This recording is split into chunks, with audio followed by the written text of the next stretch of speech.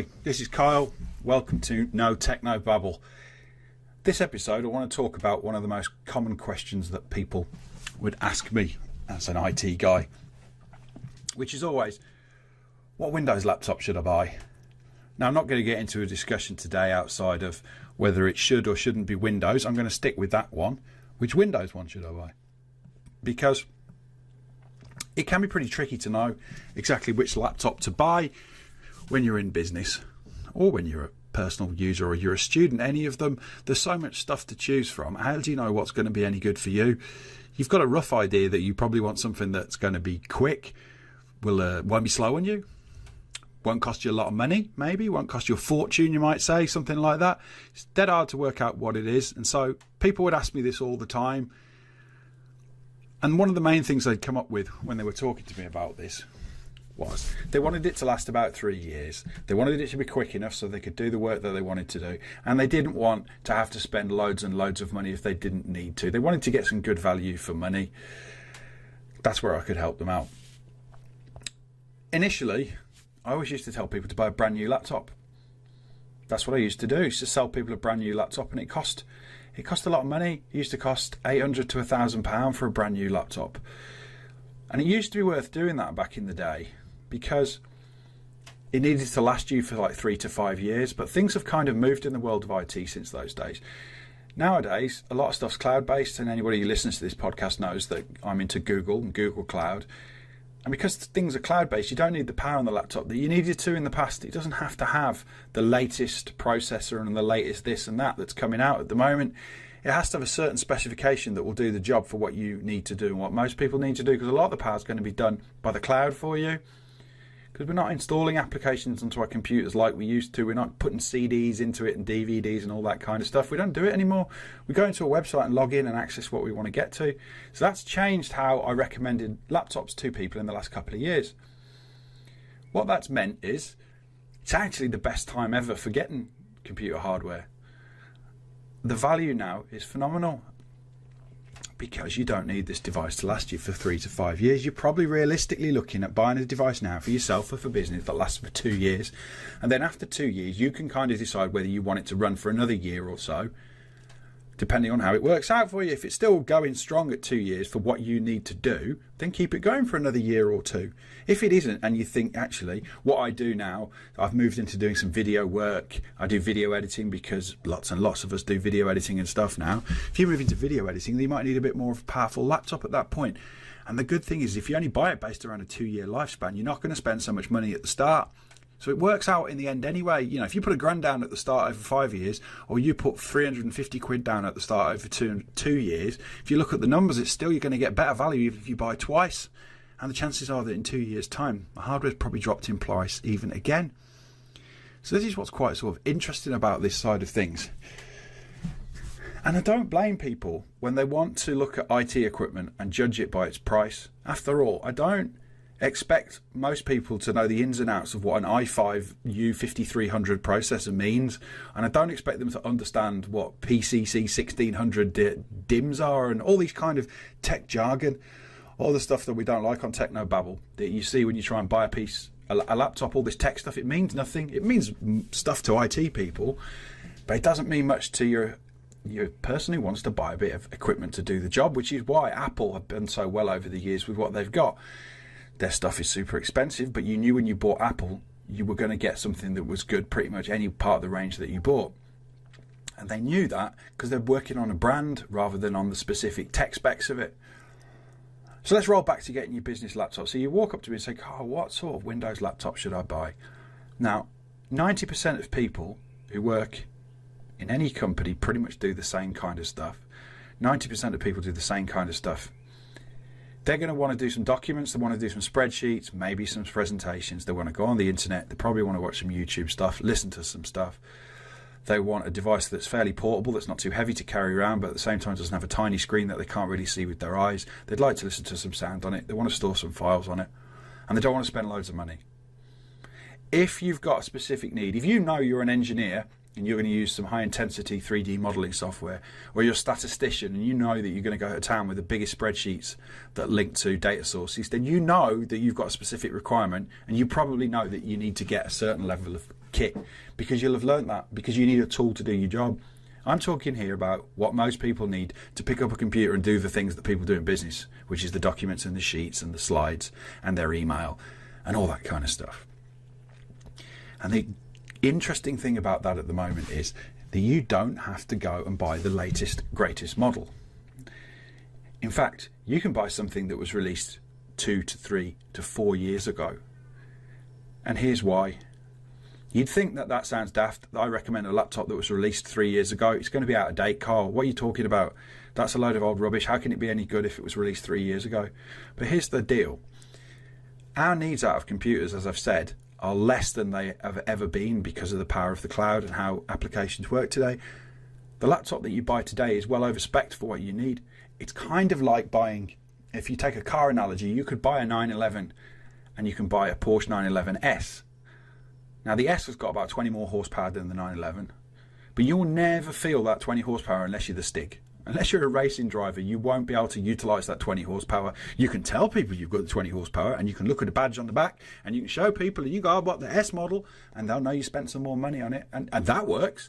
But in terms of your driving ability, for most regular people who drive the Porsche 911, you can't drive it fast in the S mode than you can in the standard mode because you don't have the skills to do it. And my analogy there is that you're not the engineer who's doing the statistical data. You're not the 3D modeler. You don't need that kind of stuff. Here's how it works then. When you buy a 3-year-old device, it's the specification that was made 3 years ago. It's based on the technology 3 years ago, which is a processor, memory, which is called RAM, hard disks, and the size of the screen.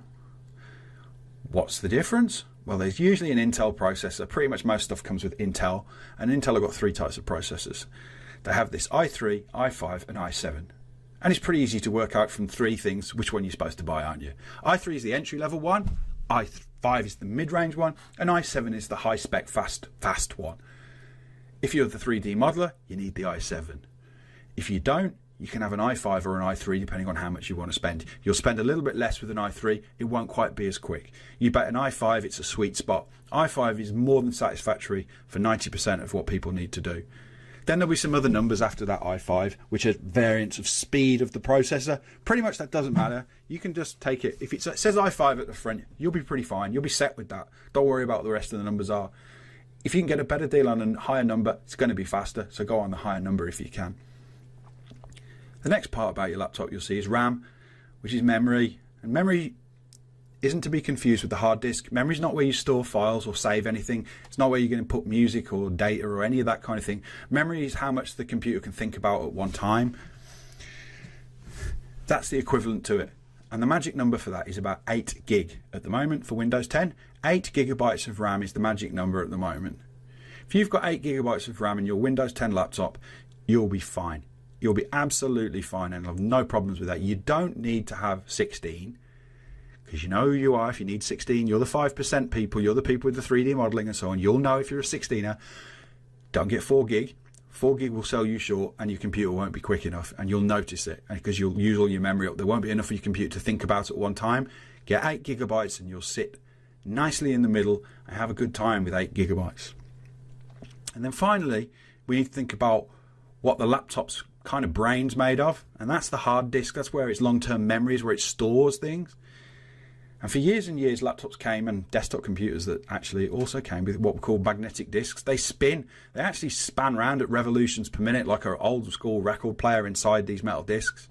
And I don't know if you ever picked up a hard disk if you ever saw any of the IT techs, or you went to a place where they fixed computers, and they had a hard drive connected to the power, and you could pick it up off the workbench and hold it. As you unplugged the power, you could feel it move around in your hand like a gyroscopic effect in your hand as the hard drive span down, as the disk started to spin down. And it's a weird sensation. You're holding this thing, yet it has a movement to it because it's actually spinning round and round. And that's based around magnetic disk and calculations and platters and all sorts of complicated engineering stuff that goes on inside those old school hard disks. Well, what's happened in the last few years is the kind of hard disk that we get in our mobile phones, which are called SSD disks, which are called solid state disk, and by that it means there's no moving parts in them. It's all electronic chips. They've become economical enough to go into computers now. They've come down in price that they're easy enough to fit in computers. They're not that expensive. they are super quick because they don't have any moving parts. And if you can think about the comparison again for a car between a combustion engine and an electric motor engine, anyone who's seen a recent electric car, no matter what brand it is, and particularly if you've ever been in a Tesla, the P100D Tesla, and it's in ludicrous mode, you would see the phenomenal acceleration that electrical motors can gain in comparison to a combustion engine. And that's simply because the electrical motor has less moving parts and is able to generate the torque to the wheels quicker than you can do with a combustion engine, which has got all of your pistons and your camshaft, and then you've got your drive shaft and your differential. And of course with electric motor, it's electric motor direct to the wheel on each wheel, and that's why the electric motor is faster. So this is an equivalent. Your SSD disk is like your electric motor in a car. It's faster.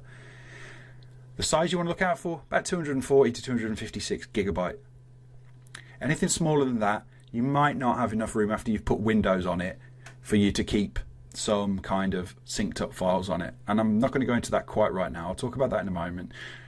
So when you see them for sale, the 120 gig disk or 180 gig disk, you might be a little bit tight on that. 240 to 256 will give you plenty of room to install Windows and then synchronize some files up from Google Cloud and that kind of thing to your laptop. Don't bother going above that. If you start going to 500 gig and so and so, it's A, going to get really expensive, and B, you don't need all that storage space on your laptop because you shouldn't be storing files on the laptop. You can synchronize files to your laptop, but they should have a home that lives in the cloud, and you have a synchronized version of them down to your laptop with things like Google File Drive Stream or Google Backup and Sync. So if your laptop got lost, dropped in the lake, stolen, actually all your files still remain in the cloud and you're just working on a synchronized version of them that sits on your laptop. Let's go back over that, because there was quite a lot of information that went on in the last 9 minutes or so. So you're looking to get a laptop. Pick the size of screen that you want, and then go on to look at the processor. Choose an i5 or an i7 processor. That's down to your budget. i5 is great. If you can afford an i7 or you see a deal on it, get an i7. It's only going to be quicker. No one's going to complain about something that's happening quicker. No, don't go there, Carl. 8 gigabytes of RAM. Get 8 gigabytes of RAM and you'll be fine. You don't need any more than 8 gigabytes. Don't go 4 gigabytes. It won't be enough. 256 gigabyte SSD hard disk is pretty much the standard sweet spot. 180, 120 too small. Anything above that, you're wasting money because you don't need to do that.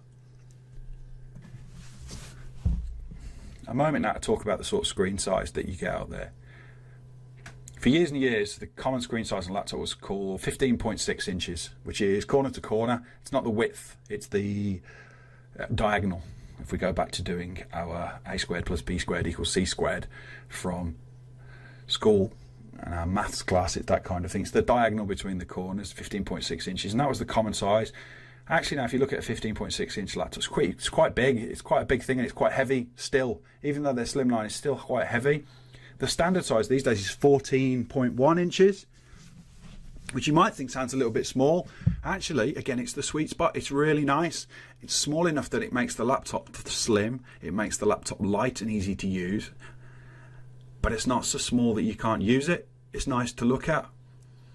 That's the sweet spot for me. 14.1 inches is a really nice size on a laptop. Good enough that you can carry it and walk around and work in the airport or move around with it under your arm. Nice enough that you could sit down at a desk and use it as well. But it's not too small that you'd have to squint at it. So it's a good size to go for, 14.1 inches. And it's better value. You'll find now, because 14.1 is the common size, that's the size that everybody buys. That's where the best price is at.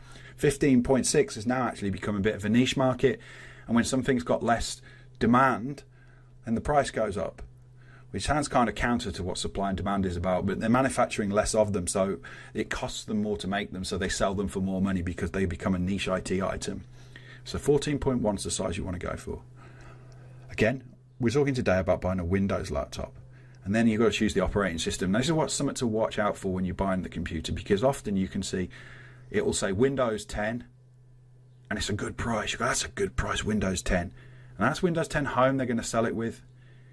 And with the Home Edition, there's one feature that you don't get in the Professional Edition that you generally want to have, and that's the BitLocker, which is the disk encryption.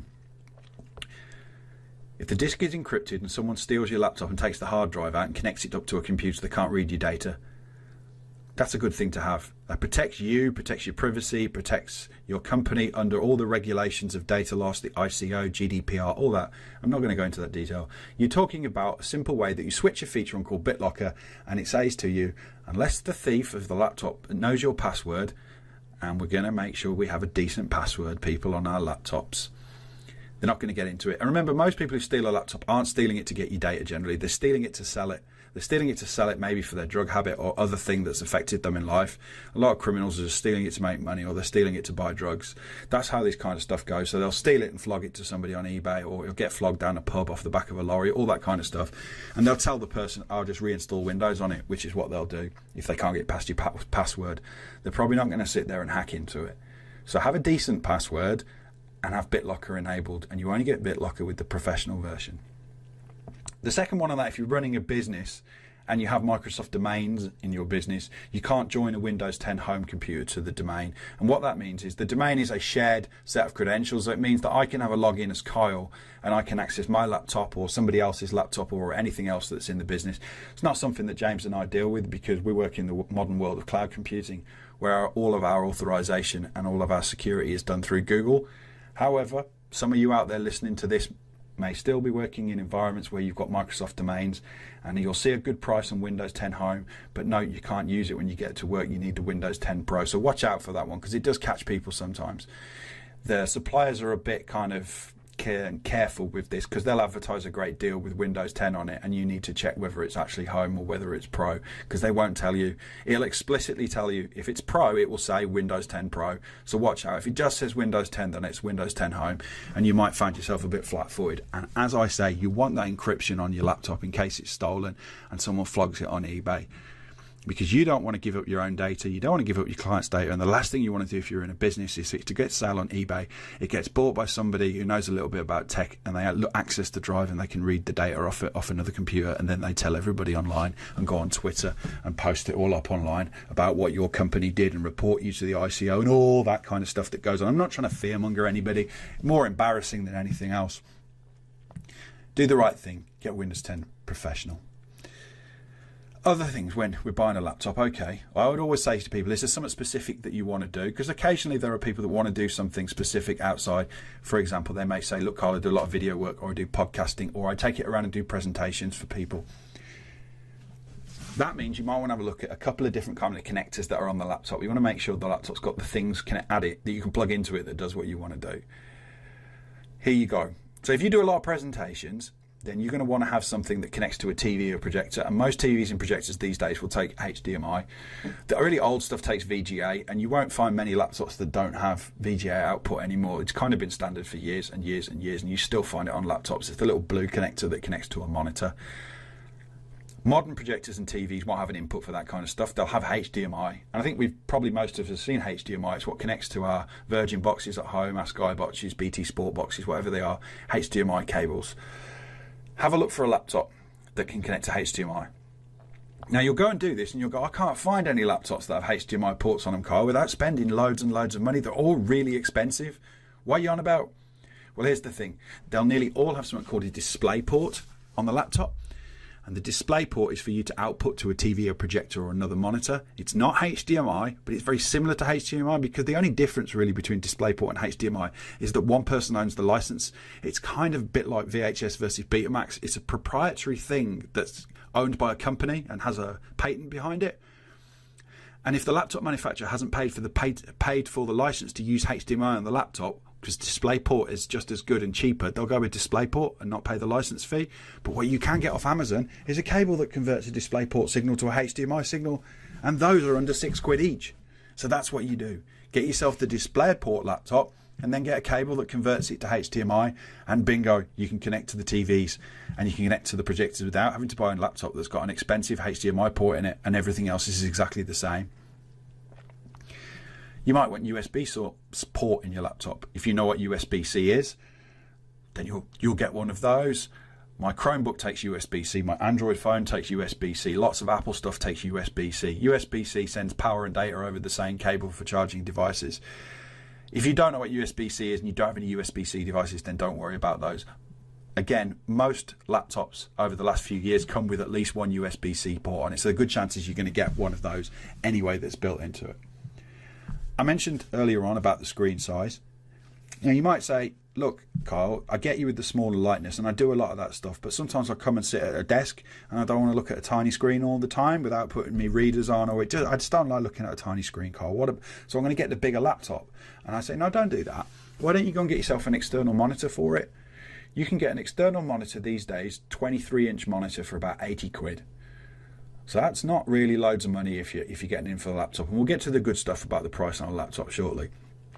Get yourself an external monitor, get yourself a Wi-Fi keyboard and mouse that plug into there with one little connector. So a little USB connector into the laptop, wireless keyboard and mouse, and there you go, you've got instant desktop. Put the laptop off to the side, plug the cable in from the monitor, and you can have a full desktop computer in front of you, and then unplug the laptop and take it home when you finish.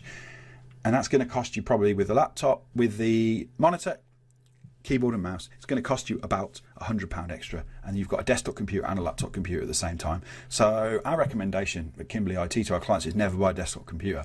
We always recommend people buy laptops. There are occasions they'll say, look, Carl, it's never going to leave the office, it's never going out, because we're not that kind of company. And then we'll say, okay, fair enough, get yourself a desktop.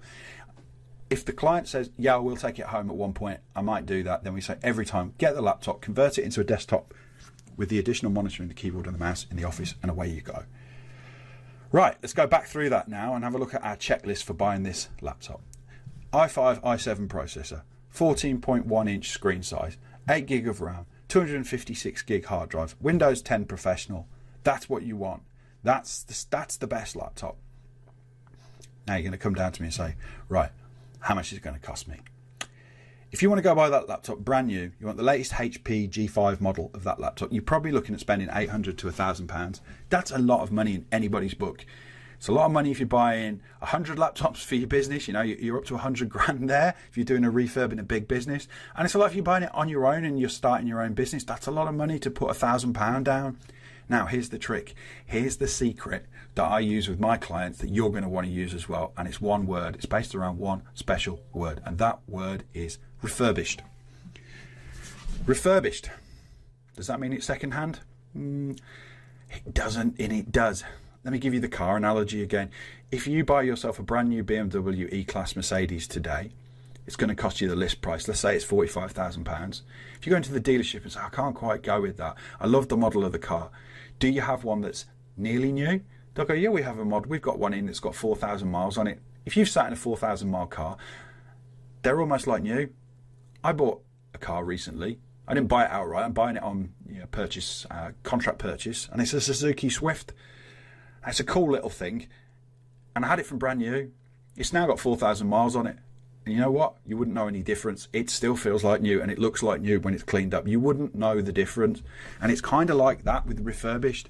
These laptops have never actually been used by anybody. No one's actually sat down and worked at them. What's happened is that they've been bought by a big corporate company or a big distributor, and then they've said, we don't want this stock, we didn't sell it. They go into another level of the market, another level of distributor or wholesaler, and they will not be allowed to sell it as brand new because rightly it's not brand new, someone's bought it. So what they have to do is they take it out of the boxes and they put it into refurbished boxes, and they sell it laptop with a power supply and nothing else comes with it. So you don't get all of the paperwork that came with it. You don't need any of that bump anyway. But the laptop's never been used, and I did a video today where I show one that I bought for a client, and it's never been used. It's mint. It's even still got the plastic screen on it. You can't see where it's been touched at all. They are phenomenal value for money. Now, when you go and buy this kind of equipment, there's things you got to look out for, and it's the grading. Grade A1 is what you want with refurbished. Grade A1 refurbished is brand new. It's just not in the original box. So it's like buying brand new, except it's going to be cheaper. The second is grade A2. That might have some cosmetic marks visible at arm's length, they say. And if you think about that, arm's length, how far? It's about a metre away from you. So if you really want a high performance laptop and you want to get some value, and you want to, you want that top end i7 with the 16 gig of RAM and all that kind of thing because you know you need it, if you go for a refurbished high end one at A2, it might have a couple of marks on it where it's maybe once been used by somebody.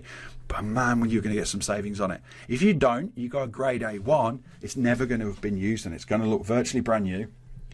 Here's the great deal too. When you buy a brand new laptop, it comes with a year's manufacturer's warranty. You can go up to 3 years by buying an additional warranty. When you buy a refurbished laptop from a reputable supplier, it comes with 1 year warranty. Absolutely no different. Why wouldn't it? Because it's brand new. So it comes with the same warranty that you get anyway. So why would you bother buying the brand new one? Now, let's get to the fun part of this, the numbers. A refurbished laptop is pretty much half the price of a brand new laptop on similar hardware. I've done this in my blog post, and I'll go through it now. It was May 2019. This laptop has an i5 processor, 8GB RAM, 256GB hard drive, and Windows 10 Professional. HP EliteBook 840 G5 14-inch screen, £916.67. Refurbished HP EliteBook 840 G2 series, 14.1-inch screen, £349.97. That's a saving of £566.70 on the refurbished laptop, yet they are exactly the same specification of processor, memory, hard disk size, operating system and screen. The only difference is the one's nearly new. It's a couple of years older in terms of when it was manufactured. But you don't need all that high performance that's coming in the G5. The G5 is that 911S. You don't need that. You can get the 840 G2, the 911. You won't push it that far. It'll do everything you want it to do. Years and years ago, this was the wrong thing to do. Years and years ago, every IT person would tell you not to do that because they wanted to sell you the kit, and also they wanted to make sure you didn't get something that was old technology. But as I said, we don't need everything that new technology is kicking out anymore because we're working in the cloud, or you should be working in the cloud. And if you're not working in the cloud, listen to some more of my podcasts and listen to some more of the Kimberly IT podcasts about why working in the cloud saves time and improves your life and just gives you that whole new modern working lifestyle that is a joy to take part in. That's what you've got to watch out for. Now, that's the smart way for you to buy that laptop. Buy the refurbished laptop and save yourself £566.70 on a laptop by not buying this flash new badge, by buying the nearly new 911 and not the brand new 911S. This is sensible stuff. Think about the numbers. If you're on your own, it's 566. What does that work out when you're doing 10 of them? 5,000, maybe 50, 56,000. It's over £500,000. When you just scale it up on the numbers of the laptops that you're buying, that's just crazy amounts of money when you get to high numbers of laptops. And yet organisations will go out there and spend £1 million on laptops when they could be saving £500,000 if their IT people knew about these tricks and tips and things to do. So, okay, I know most of the people that are listening to this aren't operating in that realm. But if you're operating in the realm of buying one of them, you're going to save 566 quid. If you're operating in the realm, you're going to save you're going to buy 10 laptops for your business, you're going to save £5,600. That's a lot of money. There's a lot you can do with £5,600 in your business. There we go. How to buy a Windows laptop. How to buy a Windows laptop and get the best value and know what you need to do. I hope it's been helpful for you. I've enjoyed getting through this one. It's a quick one to do because I'm going to go off in a minute and get my girls from nursery, and then they're going to go off to their nanny and granddad's, my mum and dad's, for this weekend. And I'm going to be at home decorating the bedroom for little Dixie and giving her a new bed and building a flat pack bed from IKEA. So wish me the best of luck with that one. If you like what I've got to say, you can check out our business at kimberly.com. You can read all about what we do with Google Cloud and how we do business transformation and all the fun things where we just make working with IT just a dream and something that's beautiful to behold and not the nightmare that you've come from in the past with Microsoft. You can find me on Instagram at that technology guy. You'll find us on YouTube with the Kimberly IT channel on YouTube. Go check it out. Find me on LinkedIn. I'm Kyle Heath on LinkedIn. Have a look at all the stuff we do. Leave us some comments. I'd love it if you do, because I do all this stuff and I don't know if anybody ever listens to it. I hope at some point somebody does. I do it because I believe in it, and I do it because I want people to have a great experience with IT, and it doesn't always happen for them. And I don't want that to happen to people. I want you to have a fabulous time, and you can have a fabulous time. Thanks very much. I'm going to sign out. I'll see you later. Bye. Bye.